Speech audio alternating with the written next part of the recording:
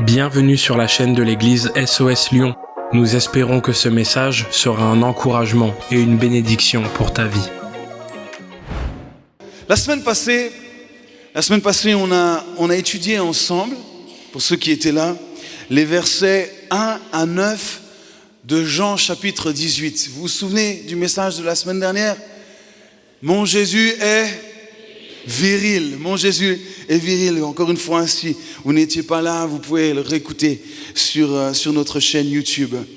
On a pris un petit peu ces versets, on a présenté un Jésus viril, un Jésus armé, vous vous souvenez, armé de sa parole, et puis un Jésus protecteur. On a vu ce berger extraordinaire qui a protégé ses disciples.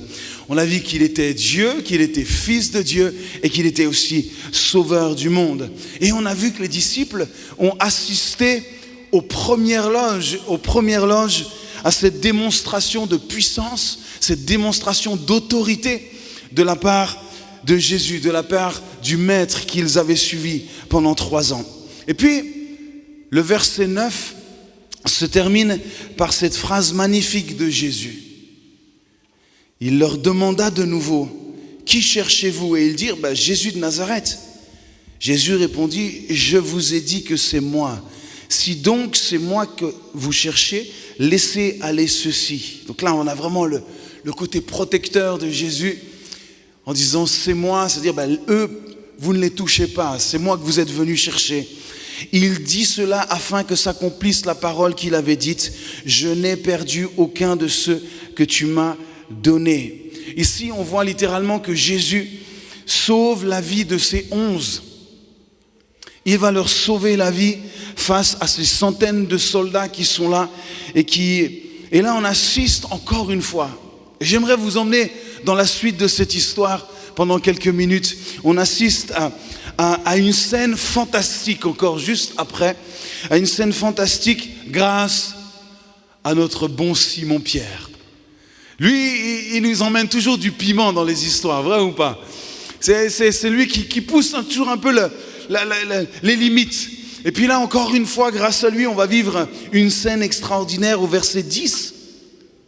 Donc vous vous souvenez, Jésus a manifesté sa puissance, son autorité, il a repoussé l'armée, ils sont tombés parce qu'il a dit c'est moi.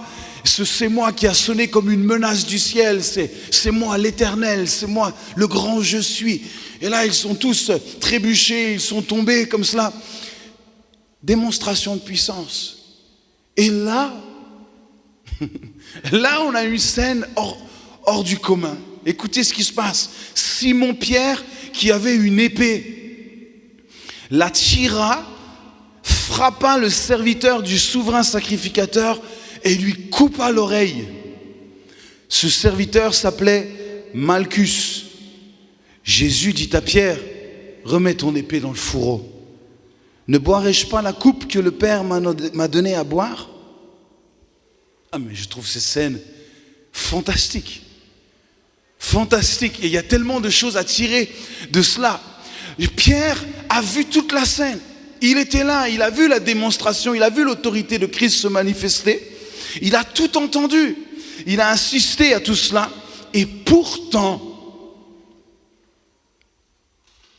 sa nature humaine va reprendre tellement vite le dessus. Il est avec Jésus. Jésus manifeste sa puissance, son autorité. Et pourtant, on a un disciple, un des plus proches du Maître, qui là, va sortir une épée et va vouloir, en quelque sorte, régler les choses lui-même. Je dis, mais qu'est-ce qu'il fait? Est-ce qu'il n'a pas vu tout ce qui s'est produit dans les minutes qui ont précédé? Je dis, mais Pierre, qu'est-ce qui te prend? C'est quoi ce coup de sang? C'est quoi cet élan émotionnel qu'est-ce qui se passe? C'est comme si Pierre veut trouver une autre alternative pour Jésus. Jésus est en train de dire, c'est moi, je sais, c'est moi qui conduis toutes choses, je sais que je vais aller à la croix. Et Pierre, lui, il veut comme donner une autre alternative à ce que Dieu a prévu. Il va continuer à agir Pierre de son propre chef. Et c'est là que ça peut devenir très dangereux, quand on continue et on agit de notre propre chef. Et il s'agite. En fait, il s'agite pour résoudre quelque chose, pour résoudre une situation qui ne le concerne même pas en vrai. En gros, il s'occupe des affaires de Jésus, il vient rentrer dans cette histoire-là, alors qu'on ne l'a pas convié à cela. Il a juste assisté. Mais là, il prend une initiative complètement démesurée à l'échelle de Pierre et, j'ai envie de dire, à l'échelle de son amour pour Jésus aussi. Puisqu'il a dit, je mourrai pour toi. Alors que Jésus vient de le sauver, il va se remettre lui dans le bourbier. Jésus vient de lui sauver la vie et lui, il fait n'importe quoi, il commence à attaquer. Ils sont 600. Et lui, il vient son épée comme ça alors que Jésus vient de calmer tout le monde. Et là, il est complètement sous l'émotion. Contrôlé par son émotion, par ce qui est humain. Et là, ça devient dangereux. Au lieu de prendre du recul, au lieu d'être reconnaissant pour ce qui vient de se passer, dire « Hey, là, tu nous as sauvés, Jésus. Hein, parce que je pense que là, il nous embarquait avec toi. Hein. Là, on partait nous aussi. Hein. Non, non, non. Un coup de folie et tout bascule, tout peut basculer. En plus, avec une réaction totalement différente de ce que Jésus aurait fait, une réaction violente. Parce que clairement, c'est l'oreille qui est touchée. Mais ce n'est pas l'oreille qui visait. Hein. Bon, peut-être il était meilleur pêcheur que soldat, ok, mais clairement, il voulait lui enlever la tête. Par chance, à ce moment-là, ça n'enlève que l'oreille. Mais Jésus n'aurait jamais agi de cette manière, on le sait, dans tous les cas. Donc une réaction inattendue et certes qui n'avait pas sa place dans ce moment-là. Et moi, je me suis posé la question, mais que se passe-t-il? Pourquoi un tel comportement? Qu'est-ce qui se passe? Moi, ça me fait réfléchir et j'aimerais vous emmener avec moi dans cette réflexion. Pourquoi? Parce qu'on peut assister à des miracles. On peut être à côté de Jésus. On peut être au plus proche du Seigneur et du Sauveur. On peut voir sa puissance. On peut entendre sa parole. On peut recevoir et écouter sa parole. Et pourtant, réussir à faire n'importe quoi. Réussir à faire n'importe quoi alors qu'il est même à côté de lui encore. C'est même pas que Jésus est parti, puis là, Jésus est à côté de lui. Et il arrive quand même à faire n'importe quoi.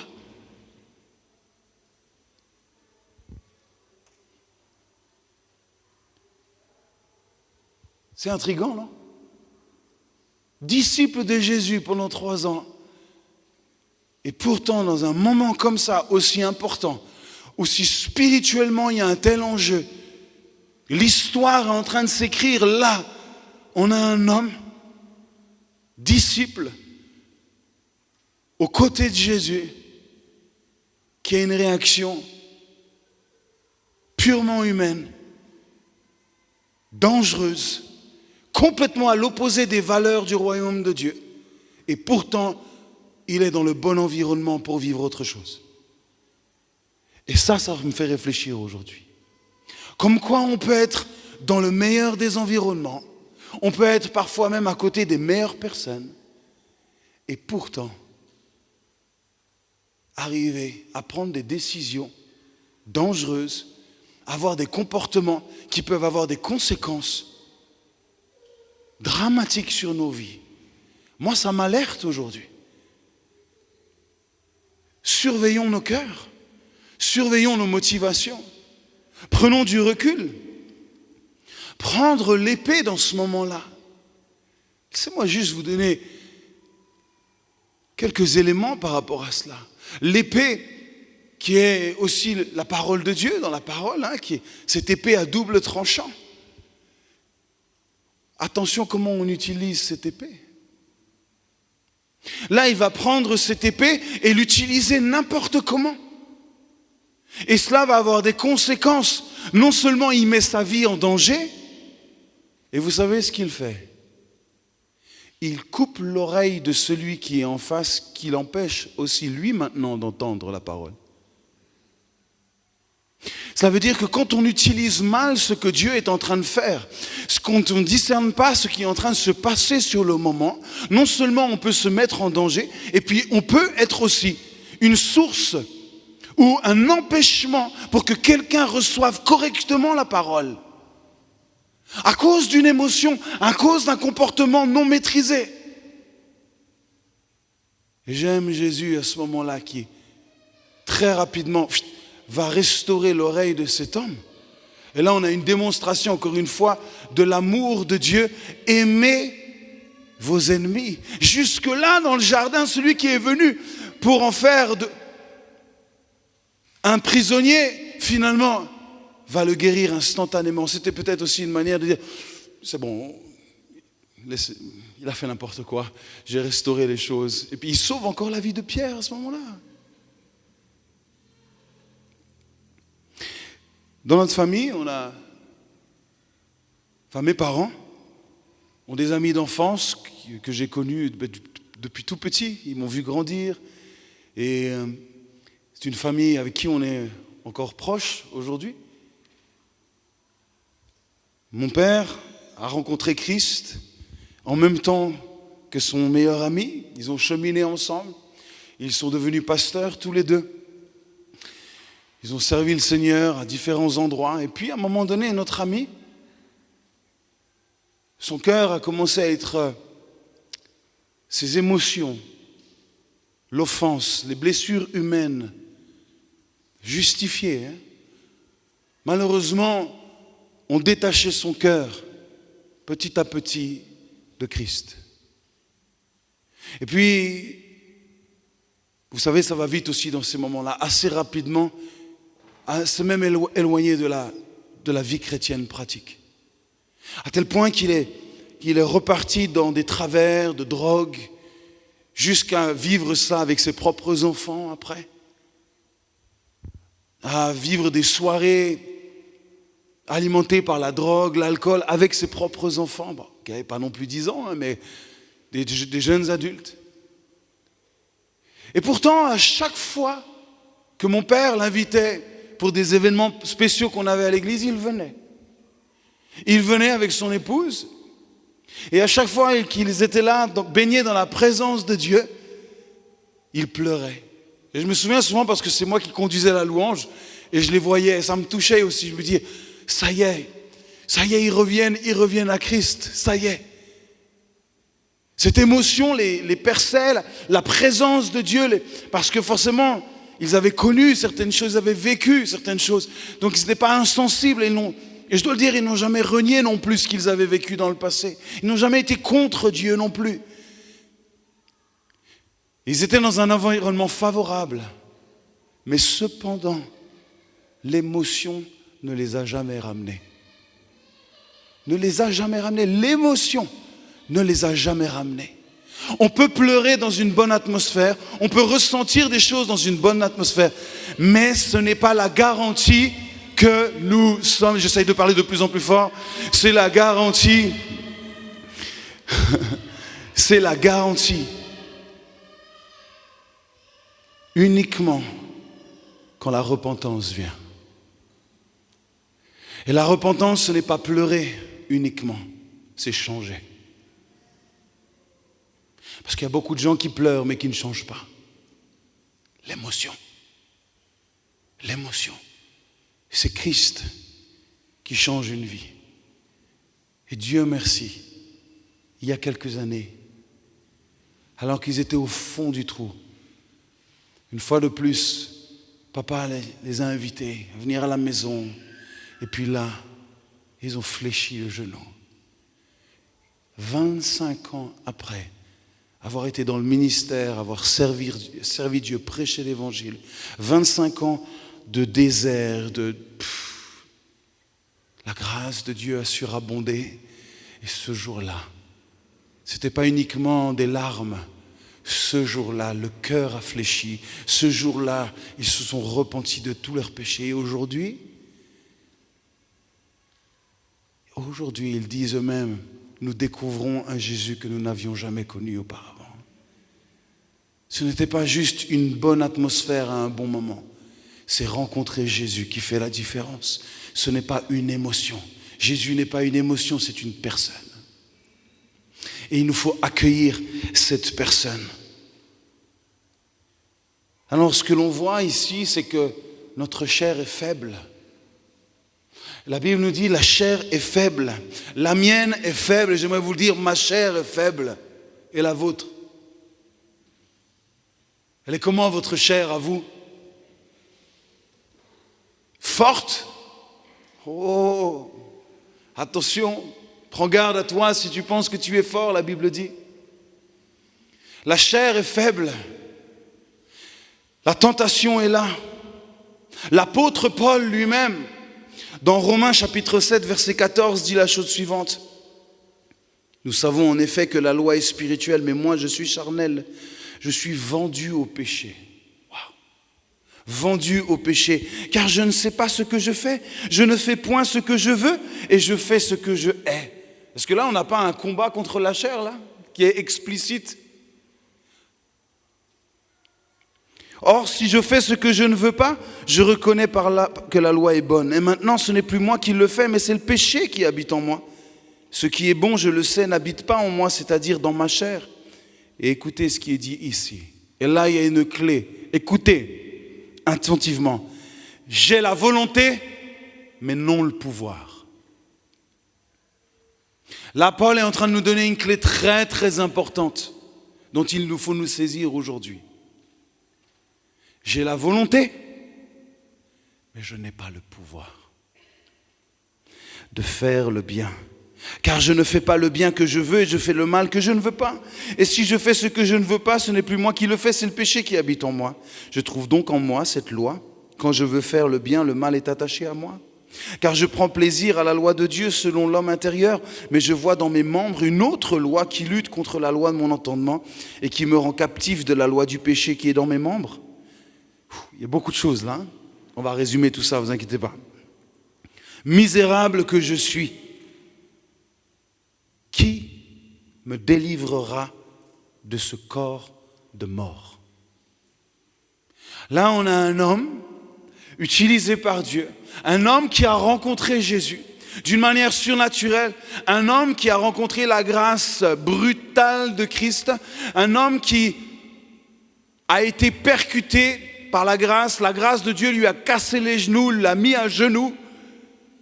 Un homme utilisé par Dieu pour construire l'église, édifier l'église. Et pourtant, on a un homme qui a un regard sur lui, sur sa nature charnelle. Et je crois aujourd'hui que c'est important de prendre exemple aussi sur cet homme, de se dire, si Paul s'est senti comme ça, eh bien, j'ai le droit de me sentir comme ça aussi. Et quand je regarde à ma vie personnelle aujourd'hui, oui, j'ai mes faiblesses. Et j'aimerais vous le dire, j'ai mes faiblesses. Oui, j'ai mes tentations. Je ne suis pas exempté de tentations. Non. J'ai mes tentations, j'ai mes faiblesses. J'ai cette écharde dans ma chair aussi, moi, quelque part. Misérable que je suis. J'ai la volonté, mais je n'ai pas le pouvoir de m'en sortir. Combien de fois ça nous est arrivé, chers amis? Vous dire, cette fois-ci, je vais y arriver. Cette fois-ci, c'est la bonne. Ah, là, je suis déterminé. Je ne tomberai plus dans cette tentation. 2 jours après, piou, pouf. Vrai ou pas?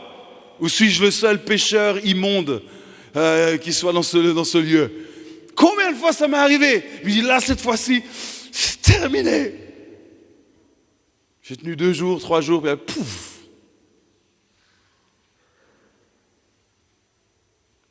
Il y a une loi que Paul nous parle ici, c'est la loi du péché. C'est une loi.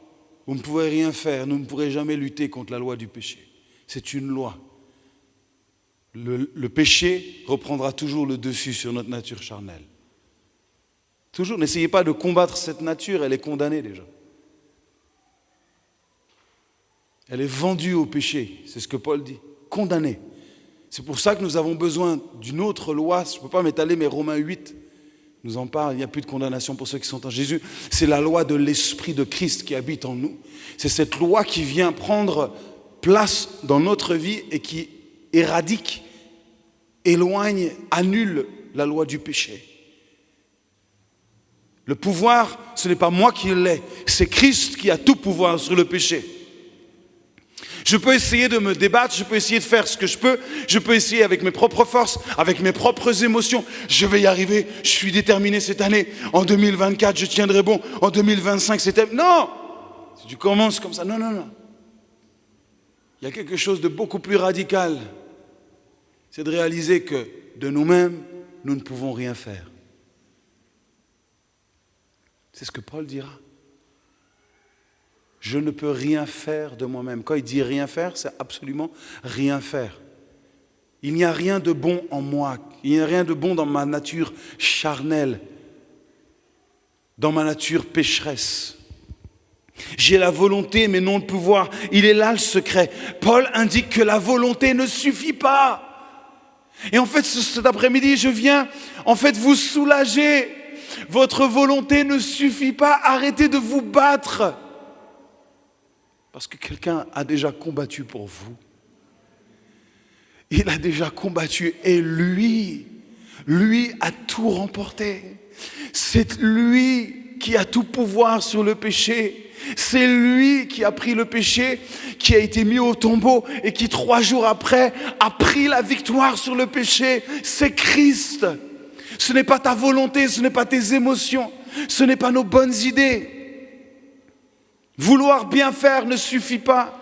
Vouloir être quelqu'un de meilleur ne suffira pas. Pour accomplir la volonté de Dieu, qu'est-ce qu'il faut? Il faut le pouvoir.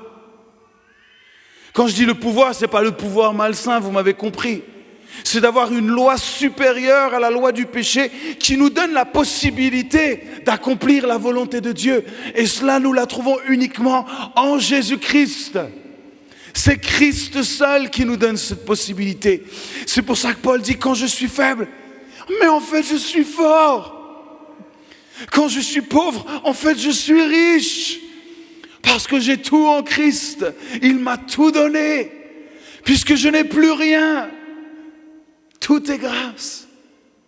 Et quand Paul, encore une fois, il est sous la tentation et qu'il dit, Seigneur, enlève cette écharde de ma chair. Alors on peut débattre, qu'est-ce que c'est que cette écharde, on n'en sait rien. Il a une écharde, il y a quelque chose dans sa chair, il y a une tentation qui est là, il y a quelque chose qui l'affaiblit. Qu'est-ce que Jésus va lui dire? Je vais t'enlever ton écharde. Ma grâce te suffit. Ma grâce te suffit. Vous voyez, ce n'est pas l'idée de dire je n'aurai plus jamais aucune tentation. Non. Tant qu'on sera sur cette terre, il y aura des tentations. Il y aura des moments comme Pierre où nos émotions, si nous ne les contrôlons pas, nous ne les soumettons pas à l'œuvre de Christ, nous allons faire n'importe quoi. Même baigner dans la présence de Dieu, on peut faire n'importe quoi. C'est pour ça que nous devons rester sous la grâce de Christ. Se reposer en Christ, sur le tout accompli. J'ai tout accompli pour toi, pour nous. Ne compte plus sur tes propres forces. Arrête-toi, tu te fatigues. Regarde à moi. Fais-moi confiance, je suis Christ. Pierre avait la volonté et je crois la conviction de faire bien à ce moment-là. Je dis, je vais sauver tout le monde là. Je vais prendre l'épée. Je pense qu'il est convaincu qu'il fait juste.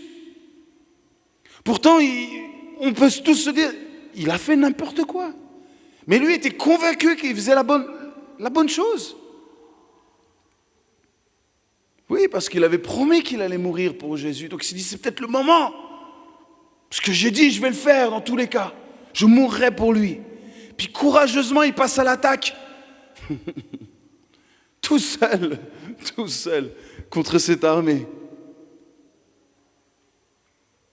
C'est vrai que la loyauté de Pierre est touchante. C'est touchant de voir Pierre cela, mais j'aimerais vous dire une chose. À ce moment-là, c'est un zèle mal placé. Attention à ce que nous ne fassions pas des excès de zèle mal placés. À vouloir sortir nos épées du fourreau pour prendre des initiatives parfois qui peuvent nous mettre en danger et mettre les autres aussi en danger. Restons à l'écoute de la parole de Jésus. Restons sensibles à sa voix. Prenons conscience de ce qui se passe. Reposons-nous en lui. Pas d'excès de zèle complètement fou qui pourrait avoir des conséquences dramatiques. Pourquoi ? Parce que ce que Pierre est en train de faire à ce moment-là, il est dans un sentimentalisme. Il est dans un sentimentalisme, il est dans une émotion humaine. Et c'est toujours dangereux d'agir uniquement par l'émotion. Nous ne marchons pas par la vue, par l'émotion, nous marchons par la foi. Parce que Jésus dit, parce que Jésus a accompli, nous marchons à sa suite. Nous ne sommes pas là pour essayer de créer des solutions ou pour faciliter l'œuvre de Jésus. Il a tout accompli et nous marchons à sa suite. Et si nos émotions parfois vont à l'inverse de ce qui se passe, si nous on a envie de faire différemment de ce que Dieu est en train de faire, c'est à nous de nous soumettre à la volonté de Dieu. Et pas d'essayer de trouver des solutions sous une forme d'un zèle. Vous savez, ces phrases préconstruites, Dieu m'a dit que... Parfois, c'est du zèle mal placé. C'est pas Dieu m'a dit, c'est que j'ai tellement envie que j'utilise le mot Dieu pour me justifier. C'est aussi simple que ça, en fait. Parce que des fois, c'est tellement évident, mais ne fais pas ça, ne va pas là. Tu vas te mettre en danger et puis les autres aussi en danger. Non, mais Dieu m'a dit. En fait, quand les gens disent Dieu m'a dit, vous savez ce qu'ils disent ? C'est simplement qu'on leur fiche la paix comme ça, ils font ce qu'ils veulent. C'est les gens qui ne veulent pas de conseils. Dieu m'a dit que. Et il y a des gens qui auront la possibilité de dire et le courage de dire Dieu m'a dit que auprès même de Jésus lui-même. Dieu m'a dit que. C'est ce que Pierre est en train de dire. Jésus est en train de faire quelque chose et lui il dit oui mais moi il faut que je fasse comme ça. Nous sommes de la même nature que Pierre. Nous ne sommes pas différents. Nous aimons faire ce que nous estimons juste. Nous aimons faire ce que nous ressentons de faire. Vrai ou pas ? Oui, mais je ressens qu'il faut que je le fasse. Oui, mais ce que tu ressens n'est peut-être pas ce que tu dois faire. Ce qui est important, c'est que ce que Dieu dit, c'est pas ce que tu ressens. Parce que les désirs de la chair sont opposés aux désirs de l'esprit. Tu ne peux pas marcher avec la chair et marcher avec l'esprit. On ne peut pas faire confiance à nos émotions. J'aimerais vous le dire, ne faites jamais confiance à vos émotions. C'est trop dangereux. Les émotions, ça peut être là et une seconde après, c'est en bas. On ne peut pas faire confiance à des émotions. Nous devons faire confiance à la parole de Dieu, nous devons faire confiance à Christ lui-même, à ce que Dieu dit, parce que ça ne bouge pas. Et plus que cela, c'est que tout est soumis à la parole de Dieu. C'est-à-dire que quand vous vous appropriez la parole de Dieu et que vous commencez à déclarer la parole de Dieu, elle va s'accomplir. Parce que tout est soumis et sous l'autorité de la parole de Dieu. Il n'y a pas plus grande autorité que la parole de Dieu elle-même.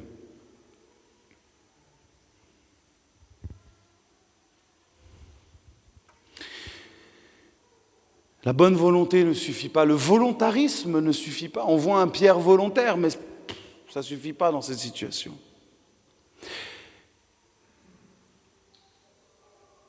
Suivre Jésus et prendre les bonnes décisions, apprendre à prendre les bonnes décisions, apprendre à discerner sa voie, à le suivre. J'aimerais vous le dire, et particulièrement aux plus jeunes qui sont là, ça va vous prendre du temps. Et je sais qu'on est dans une génération où, face au temps, c'est difficile. Parce qu'on aime quand les choses vont vite, quand on accède vite, quand on réussit vite.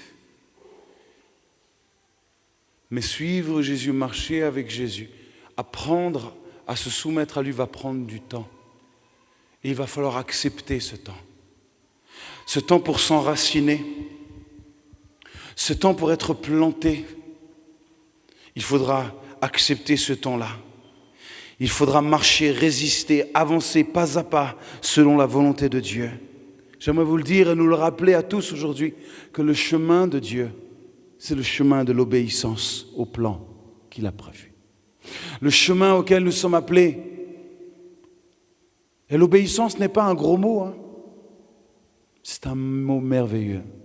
C'est un mot, j'allais dire magique, mais j'aime pas non plus utiliser magique, mais c'est un mot qui cache énormément de bénédictions et de grâce. Notre obéissance est la plus belle des louanges que nous pouvons avoir à Dieu. Parce que j'aimerais nous dire une chose. Vous pouvez être là chaque dimanche. Vous pouvez chanter les chants de tout votre cœur. Vous pouvez pleurer pendant les chants de louange. Et pourtant, en quittant ce lieu, continuez à vivre dans le péché que vous faites tous les jours. Parce que c'est de l'émotion. L'émotion ne change pas. L'émotion ne change personne. Christ, seul, change une vie. La parole de Dieu, acceptée, reçue, avec foi et conviction, avec un cœur repentant, ouvert au changement. Oui, cela a de l'effet. On peut parfois être au plus près de Jésus sans forcément vouloir les solutions qu'il propose.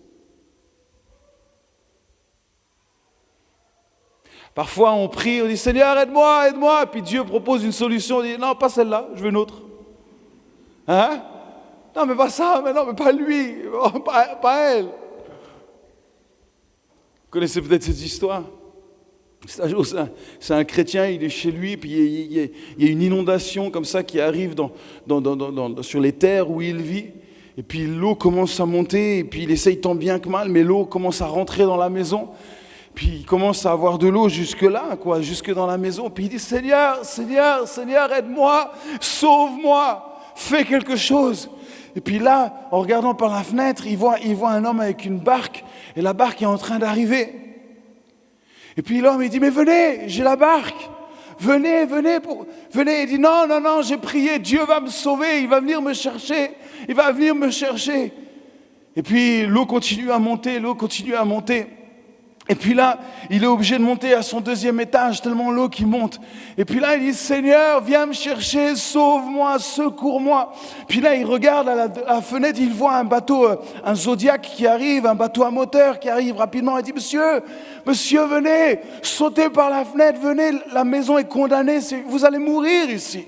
Il dit, non, Dieu va venir me sauver, Dieu va venir me chercher, c'est sûr, il ne m'abandonnera pas. Et puis le bateau part. Et puis finalement, il est sur le toit de la maison.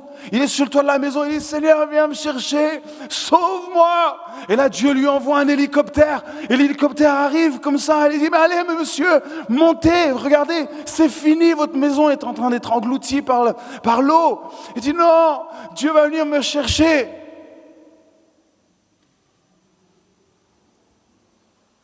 Qu'est-ce qui s'est passé? Mais il est mort. Il est mort, noyé. Et puis il arrive au ciel, et puis il discute avec Dieu, et puis il dit, mais pourquoi t'es pas venu me chercher? Pourquoi t'as pas répondu à ma prière? Et Dieu lui dit, je t'ai envoyé une barque, je t'ai envoyé un bateau, je t'ai envoyé un hélicoptère. Mais tu voulais quoi d'autre encore?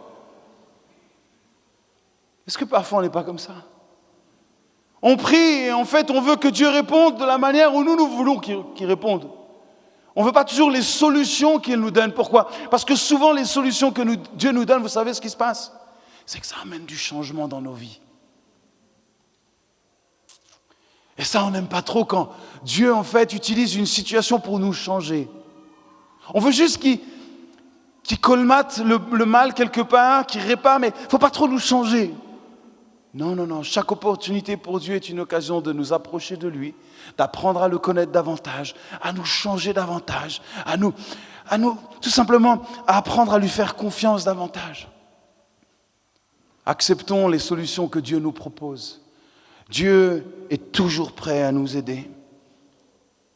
On peut être parfois dans un lieu sûr et sur une pulsion s'exposer inutilement au danger, comme Pierre. Pierre était safe.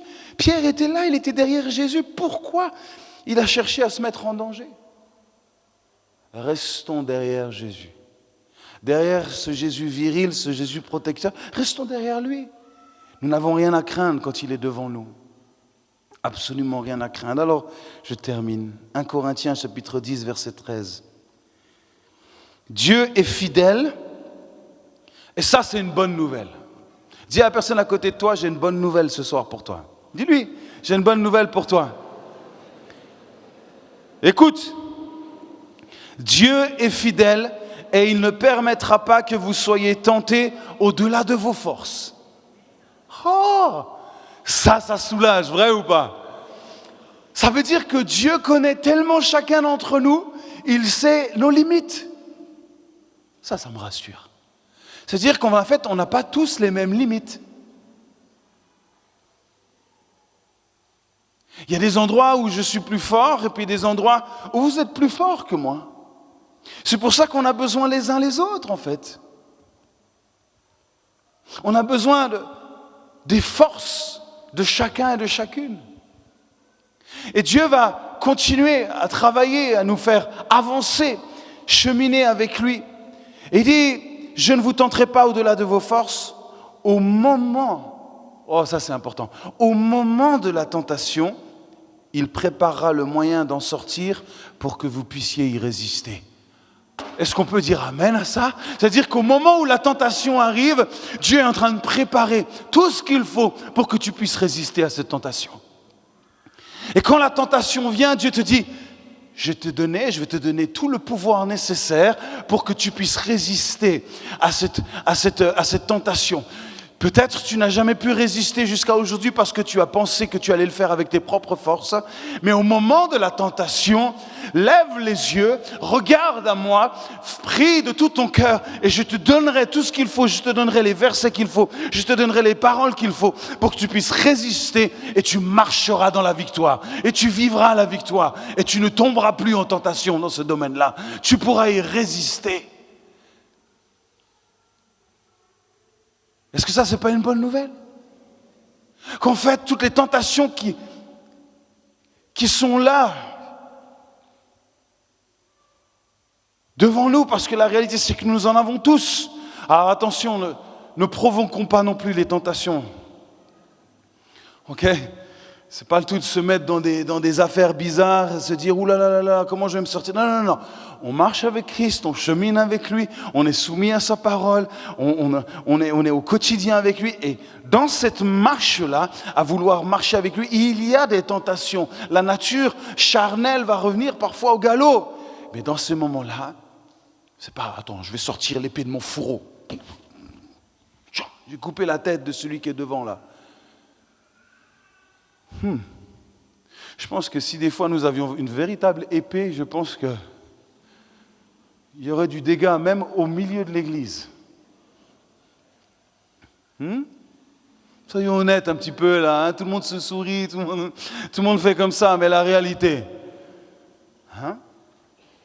la tentation de penser du mal, la tentation de la convoitise, la tentation de la jalousie, vous voyez, toutes ces petites choses, des petits trucs comme ça. Non, lève les yeux. Je vais te donner le pouvoir de résister. Parce qu'en mon nom, tu as tout pouvoir. En mon nom, tu as toute autorité. En mon nom, tu n'as rien à craindre. Marche dans la victoire. C'est lui qui prépare le moyen de s'en sortir. C'est ce qui est dit. Il prépare. C'est pas toi qui prépare, c'est Dieu qui prépare le moyen de t'en sortir. Et ça, c'est tellement rassurant. Je me dis, mais dans cette situation, Dieu a déjà préparé le moyen d'en sortir. Et si Dieu est au contrôle, il y a forcément la victoire au bout. Il n'y a jamais la défaite. C'est toujours la victoire qui m'attend finalement. Donc il a préparé, je dois me saisir de cela. Qui va me délivrer de ce corps de mort? Dieu lui-même. Il a préparé les choses. Alors, rangeons nos épées humaines, rangeons nos bricoles humaines, rangeons nos moyens humains, rangeons tout ce qui est charnel, mettons ça dans le fourreau une bonne fois pour toutes et attachons-nous à la parole de Dieu, à cette véritable épée de l'esprit, cette épée qui vient changer, qui vient transformer, qui vient nous façonner, qui vient nous pénétrer, qui nous change et surtout qui nous donne la capacité de résister à toute œuvre de la chair.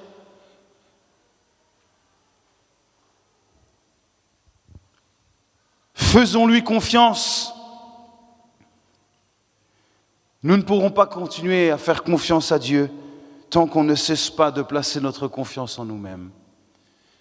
Je ne sais pas en qui vous avez le plus confiance, en vous ou en Dieu.